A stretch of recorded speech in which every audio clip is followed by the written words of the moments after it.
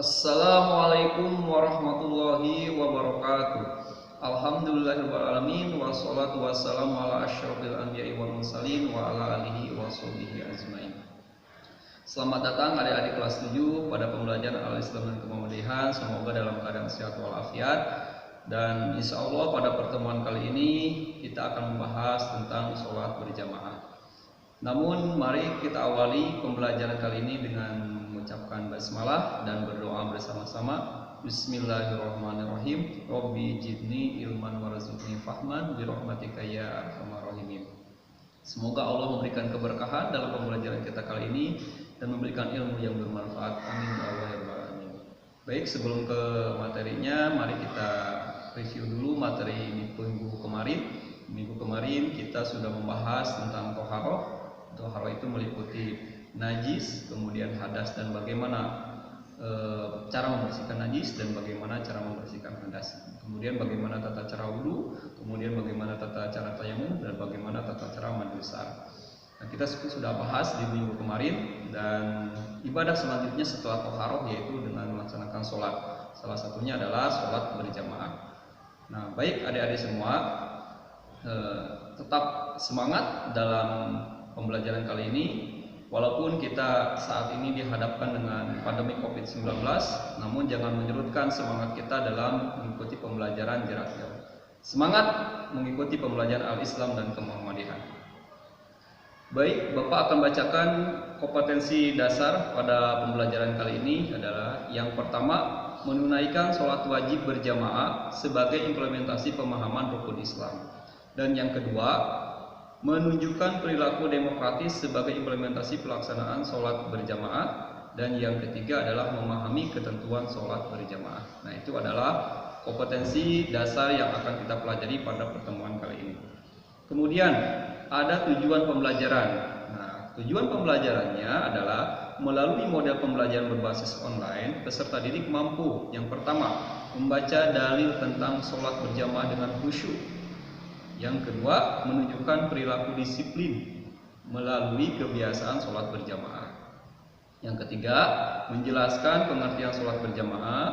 Yang keempat, menjelaskan tiga ketentuan sholat berjamaah. Yang kelima, mengidentifikasi keutamaan sholat berjamaah dalam kondisi normal, dalam kondisi pandemi COVID-19. Nah, itu adalah tujuan-tujuan pembelajaran yang akan kita bahas pada pertemuan kali ini. Baik, selanjutnya yaitu tentang pengertian dan ketentuan sholat berjamaah. Nah, yang pertama adalah apa itu sholat berjamaah? Sholat berjamaah adalah sholat yang dilakukan atau dikerjakan dua orang atau lebih secara bersama-sama, yang satu menjadi makmum dan yang satu menjadi imam. Nah, minimal sholat berjamaah itu ada dua orang, satu orang menjadi imam dan satu orang menjadi makmum. Jadi cukup dengan dua orang ini sholat berjamaah dikatakan sah. Ya, jadi minimal ada satu makmum saja dan ada orang yang menjadi imam, dua orang di sini. Jadi ada dua orang melaksanakan sholat secara bersama-sama, itu menjadi sholat berjamaah. Kalaupun makmumnya banyak, itu lebih bagus lagi, lebih baik lagi ketika kita sholat berjamaah dengan makmum yang banyak. Nah, itu adalah kriteria minimal dari sholat berjamaah. Lalu bagaimana hukum dari sholat berjamaah itu sendiri? Nah, dari hukum sholat berjamaah itu sendiri adalah sunnah yang sangat dianjurkan atau sunnah muakkad, ya, memiliki ketentuan hukum fardu kifayah. Jadi fardu kifayah itu adalah fardu yang apabila kita kerjakan maka gugur untuk kewajiban muslim yang lain. Itu adalah fardu kifayah. Nah, untuk masalah fardu kifayah, fardu ain nanti kita akan bahas pada pertemuan yang lebih khusus lagi, ya.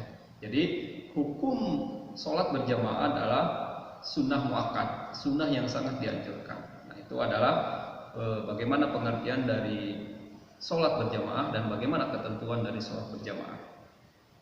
Selanjutnya, dalil tentang sholat berjamaah. Nah, di sini adik-adik bisa dibaca, ya, bisa dibaca di tampilan di samping berikut ini, ya.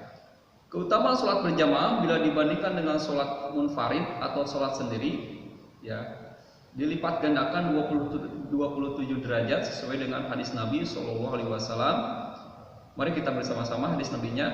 An Ibnu Umar qala Rasulullah sallallahu alaihi wasallam sholatul jamaati tabdulu ala sholatil faddi bisab'i wa ishrina darajah. Rawahu Bukhari wa Muslim. Dari Umar radhiyallahu anhu, Rasulullah SAW bersabda, sholat berjamaah lebih utama dibandingkan sholat sendirian dengan 27 derajat. Hadis riwayat Bukhari dan Muslim. Nah, itu adalah dalil tentang keutamaan sholat berjamaah. Jadi perbandingannya adalah 27 berbanding 1. Ya, jadi sholat berjamaah itu pahalanya 27, sedangkan sholat sendirian 1. Itu pun sholat sendirian kalau mendapatkan pahala 1, kalau tidak mau. Tapi insya Allah dengan sholat berjamaah kita akan mendapatkan pahala lebih dari 1. Makanya untuk adik-adik semua, Bapak mengajak adik-adik semua untuk melaksanakan sholat berjamaah. Ya, kalau misalkan kondisinya masih normal atau misalkan daerahnya aman, silahkan melaksanakan sholat berjamaah di masjid. Ya, karena sholat berjamaah itu sangat dianjurkan. Karena sholat sendiri itu banyak celakanya. Celakanya gimana? Sholat sendiri itu belum tentu kita sholatnya khusyuk, bacaannya kita fasih, gerakannya kita sempurna, belum tentu. Tapi kalau dengan sholat berjamaah, ada imam, ada makmum yang satu sama lain melengkapi dari sholat berjamaah tersebut. Jadi sangat utama sekali ketika melaksanakan sholat berjamaah. Nah, mudah-mudahan kita selalu diberikan kesempatan untuk melaksanakan sholat berjamaah. Selanjutnya yaitu ada syarat sah sholat berjamaah. Jadi ada ketentuan-ketentuan ketika melaksanakan sholat berjamaah. Apa syarat sah melaksanakan sholat berjamaah? Yang pertama yaitu ada imam. Jelas ya, dalam sholat berjamaah harus ada imam. Jadi kalau misalkan kita melaksanakan sholat berjamaah tapi tidak ada imam, tetap saja itu menjadi sholat sendiri atau munfarid. Yang kedua, ada makmum yang berniat mengikuti imam. Artinya ada makmum yang niatnya sama dengan niat sholat imam. Jadi ketika si imam melaksanakan sholat zuhur, si makmum juga niatnya juga melaksanakan sholat zuhur. Jangan sampai si imam lagi sholat sunnah, si makmum bermakmum kepada imam yang sedang sholat sunnah. Berarti dua niatnya berbeda. Si imam sholat sunnah, si makmum sedang niat sholat fardu, misalkan zuhur. Nah, itu juga tidak sah ketika melaksanakan sholat berjamaah tapi dengan niat yang berbeda. Yang kedua adalah dikerjakan dalam satu majelis. Dalam satu majelis itu adalah satu tempat, ya, dalam satu tempat si imam dan si makmumnya. Seperti misalkan di dalam masjid, di dalam rumah. Jangan sampai imamnya ada di depan dekat mimbar, kemudian si makmumnya sendiri jauh di teras. Ya. Kecuali kalau misalkan berurutan safnya, ya, nggak apa-apa. Ini mah kalau misalkan sholatnya berada di tempat yang berbeda. Kemudian sholat makmum harus sesuai dengan mengikuti sholatnya imam. Ya, jadi sholat imam itu harus sesuai dengan sholat makmum. Kalau imamnya sholat fardu, makmumnya juga harus sholat fardu. Kalau imamnya sholat zuhur, si makmum juga harus sholat zuhur. Kalau si imamnya sholat asar, si makmumnya juga harus sholat asar. Jadi harus sesuai dengan ketentuan dan sholat yang dikerjakan oleh si imam. Yang selanjutnya adalah syarat menjadi imam. Nah, untuk adik-adik semua, belajar menjadi imam itu bagus untuk adik-adik semua. Harus belajar menjadi imam. Supaya apa? Supaya nanti ketika adik-adik semua ketika terjun di masyarakat, ketika di luar, nanti adik-adik bisa terbiasa melaksanakan atau bisa menjadi imam sholat berjamaah. Tapi harus diperhatikan ketika adik-adik menjadi imam. Nah, yang pertama, mengetahui syarat, rukun, dan hal-hal yang membatalkan sholat. Jadi ilmu tentang sholatnya juga harus tahu mana syarat, mana rukun, mana yang membatalkan. Jangan sampai ketika menjadi imam, adik-adik semua misalkan kentut, kemudian adik karena tidak tahu kentut itu tidak batal. Nah, itu menjadi cacat imamnya, tidak sah sholatnya. Kenapa? Karena imamnya tidak mengetahui tentang ilmu tentang sholat. Salah satunya hal yang membatalkan sholat. Nah, jadi harus tahu dulu tentang ilmu tentang sholatnya dulu, baru kita boleh menjadi imam. Yang kedua, fasih dalam membaca ayat Al-Quran. Nah, si imam harus fasih membaca ayat Al-Quran. Tidak harus bagus suaranya, yang penting tajwid dan makhrajul hurufnya harus bagus. Nah, harus baik. Jadi bukan suaranya yang bagus, ya, tapi tajwid dan makhraj hurufnya harus baik. Nah, itu hal yang harus diperhatikan. Yang ketiga adalah paling luas wawasan keagamaannya. Jadi wawasan tentang keagamaannya selain mengetahui ilmu tentang sholat, tapi pengetahuan tentang keagamaannya juga harus luas. Nah, kemudian baligh, ya baligh harus, ya. Jadi syarat menjadi imam itu harus baligh.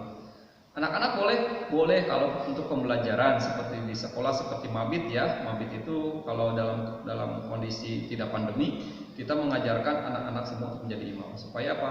Supaya terbiasa dan bisa dan punya mental yang kuat ketika menjadi imam.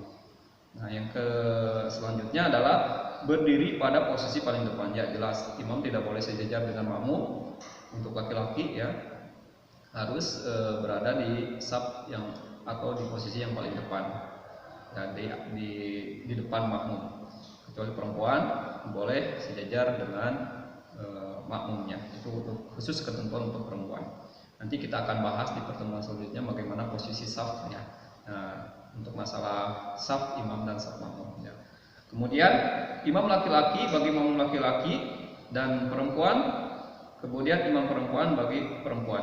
Nah, jadi laki-laki boleh menjadi imam untuk laki-laki lagi, kemudian perempuan boleh jadi imam hanya untuk perempuan dan anak-anak, tapi anak-anak perempuan, ya. Kemudian bagaimana yang transgender? Transgender itu hanya boleh bermakmum kepada laki-laki, ya. Kemudian transgender hanya boleh jadi imam untuk transgender laki. Jadi tidak boleh yang namanya transgender menjadi seorang imam. Kemudian tidak sedang bermakmum kepada orang lain. Jadi tidak boleh ada dua imam dalam satu sholat berjamaah, ya.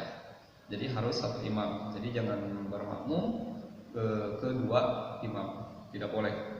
Selanjutnya adalah syarat makmum. Nah, bagaimana syarat menjadi makmum?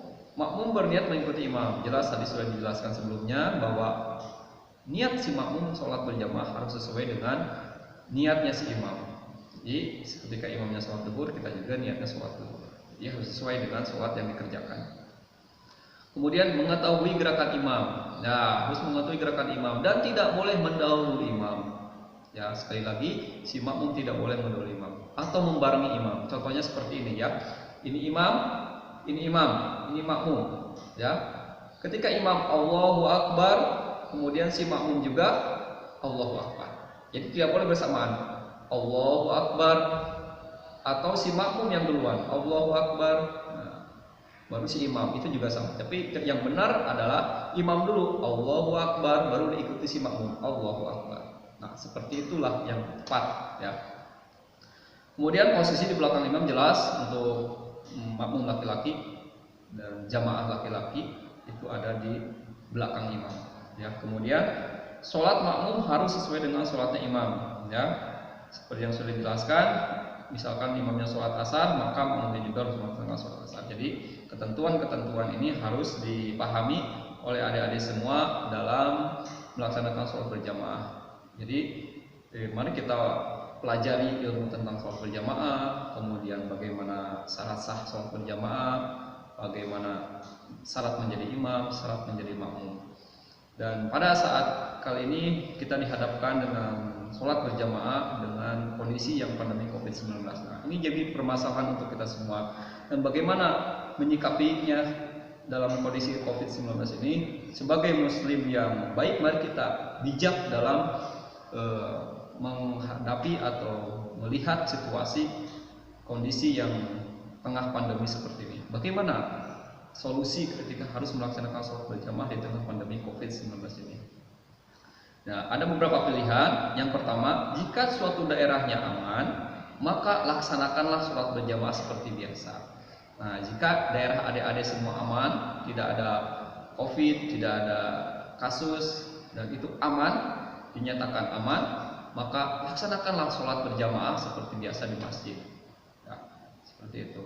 Yang kedua, jika kondisi daerahnya tidak aman, bagaimana? Jika kondisi daerahnya tidak aman, maka yang pertama dilaksanakan di rumah, ya, dengan mengajak anggota keluarganya sholat berjamaah. Ya, selain melaksanakan sholat berjamaah di rumah, kemudian kita bisa merekatkan hubungan antara keluarga kita dengan sholat berjamaah. Luar biasa sekali ya. Selalu ada hikmah di balik musibah, selalu ada hikmah di balik pandemi COVID-19. Salah satunya adalah kita bisa merekatkan hubungan keluarga kita dengan kita ya melalui sholat berjamaah. Nah, yang kedua, walaupun daerahnya terkena dampak atau tidak aman dalam kondisi pandemi COVID-19, tetap ke masjid, boleh ke masjid walaupun daerahnya tidak aman, tetapi harus memperhatikan protokol kesehatan ya. Dan DKM masjidnya juga harus menyediakan fasilitas yang menunjang untuk protokol kesehatan. Seperti apa? Seperti sanitizer, kemudian menjaga jarak ketika melaksanakan sholat berjamaah dan tidak bersentuhan atau tidak bersalaman ketika bertemu dengan jamaah-jamaah lainnya. Nah, itu adalah pilihan-pilihan yang bisa adik-adik lakukan atau keluarga adik lakukan ketika dalam kondisi pandemi COVID-19 ini. Yang penting tetap laksanakan sholat berjamaah sebagai bagian dari sunnah muakkad kita dalam melaksanakan sholat. Yang terpenting jangan pernah meninggalkan sholat. Nah ya, untuk adik-adik semua barusan Bapak sudah menjelaskan tentang sholat berjamaah, mulai dari pengertiannya, hukumnya, kemudian dalilnya, ketentuan-ketentuan dari syarat sahnya menjadi imam, menjadi makmum, kemudian bagaimana kondisi pada saat ini di tengah pandemi COVID-19, bagaimana sikap kita dalam melaksanakan sholat berjamaah. Nah, mudah-mudahan bisa bermanfaat untuk adik-adik semua. Kalaupun ada pertanyaan boleh ditanyakan melalui WhatsApp ataupun media-media lain yang bisa ditanyakan kepada Bapak. Baik, sebelum diakhiri ada latihan soal yang bisa adik-adik kerjakan di Google Classroom ya, bisa dikerjakan, kemudian setelah dikerjakan silakan di-upload hasilnya di Google Classroom juga.